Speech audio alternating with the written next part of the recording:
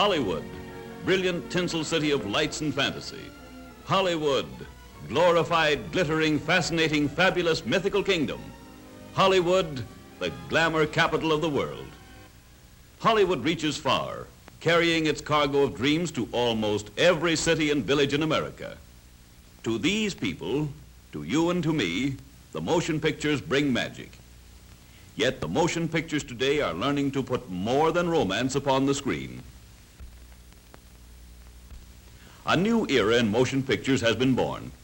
The movies have been given a college education. Now the camera is seeing things for science, with beauty, drama, and action played from a scenario written as only nature could write it. How do growing things grow? Perhaps this same question has bothered you when your nice, clean lawn has overnight become a playground for dandelions. A special type of motion picture called time-lapse photography shows you, perhaps a little late, what happened to your front yard. To photograph the growth of a dandelion, this time-lapse camera, unlike ordinary movie cameras, takes separate pictures at long intervals. Speeded up on the screen, the gradual changes take place in a few seconds as we watch the life of the golden but pesky dandelion. The long time lapse between pictures emphasizes the gradual changes so that we may more easily see the difference between stages in the growth. Here, in time-lapse photography, are two roses. The smaller plant is growing in normal soil. The larger has been given special nourishment. This comparison, made possible by technical photography, has been invaluable to the science of growing things.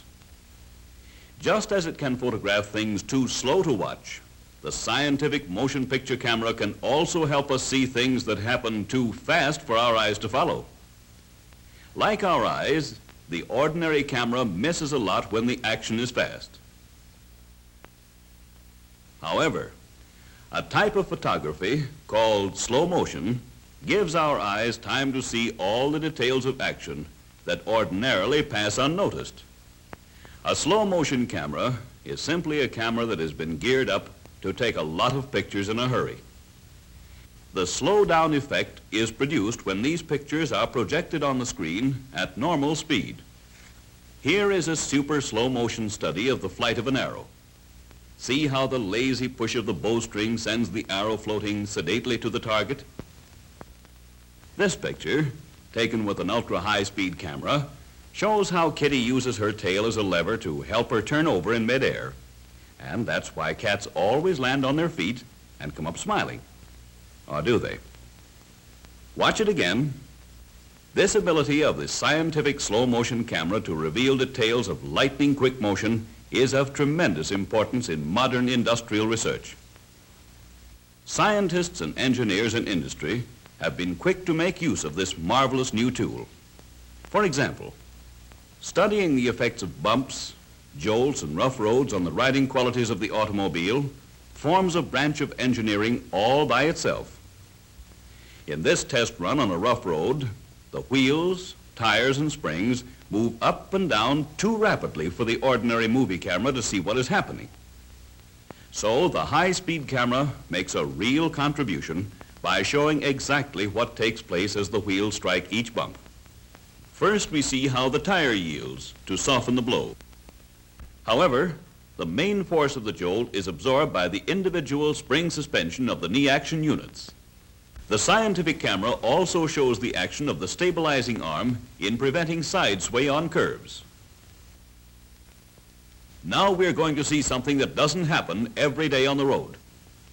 These bumps are spaced to give a real beating to the wheels, and the purpose of the test is to see what happens to the front and rear ends of the car.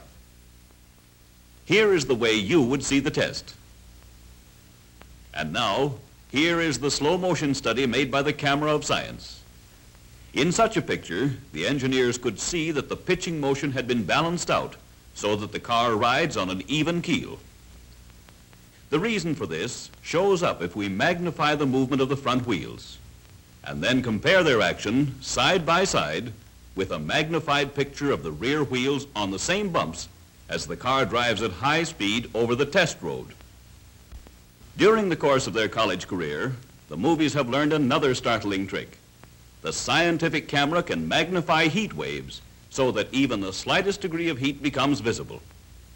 This technique is known to scientists as Schlieren photography. A tiny mirror, the size of a pinhead, is mounted just in front of the camera lens. Some distance ahead, a large concave mirror is accurately mounted. A brilliant light is focused so that its rays fall directly into the pinhead mirror. The rays are reflected into the big concave mirror. Then they are bounced back toward the camera lens. As these light rays travel back and forth, they are bent and distorted by any waves in the air. The bending produces a wavy image on the motion picture film. In this magic Schlieren photography, heat takes on a flame-like appearance. Notice the actual flame at the center, surrounded by heat waves. Rubbing two sticks together in Schlieren photography gives encouragement to Boy Scouts, Girl Scouts, and general out-of-doors people who feel that it is possible to start a fire that way. The violent rubbing or friction generates heat, and where there's enough heat, who knows? Someday there may be fire. The photography of heat has a very practical use in the perfection of modern hydraulic brakes. In an automobile brake, a great deal of heat is generated by friction each time the lining is forced against the drum to stop the wheel.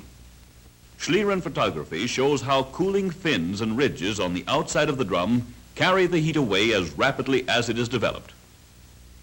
In spite of its lofty college education and its practical engineering uses, the scientific camera has time for some amusing and human experiments.